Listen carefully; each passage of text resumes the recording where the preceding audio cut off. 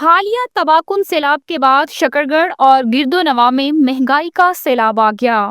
سبزیوں اور پھلوں کی قیمتیں آسمان پر پہنچ گئیں۔ ٹماٹر، پیاز، آلو اور ہری مرچ سمیت روزمرہ استعمال کی سبزیوں کے نرخ دگنے سے بھی بڑھ گئے، جبکہ سیب، انگور، کیلا اور دیگر پھل غریب آدمی کی پہنچ سے بالکل دور ہو چکے ہیں۔ شہریوں نے شکوہ کیا ہے کہ بازاروں میں من مانی قیمتیں وصول کی جا رہی ہیں، مگر پرائس کنٹرول مجسٹریٹ کہیں نظر نہیں آتے۔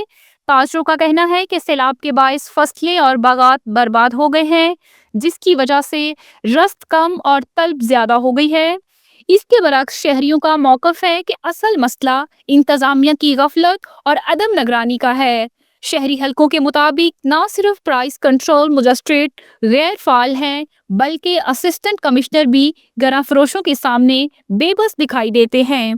عوام نے وزیر اعلیٰ پنجاب مریم نواز شریف سے اپیل کی ہے کہ فوری طور پر ضلع انتظامیہ کو متحرک کیا جائے، ناجائز منافع خوری کے خلاف سخت کارروائی عمل میں لائی جائے اور سبزیوں سمیت پھلوں کی قیمتیں کنٹرول کر کے عام آدمی کو ریلیف فراہم کیا جائے۔ اویس یونس انصاری، 89 نیوز، شکرگڑھ۔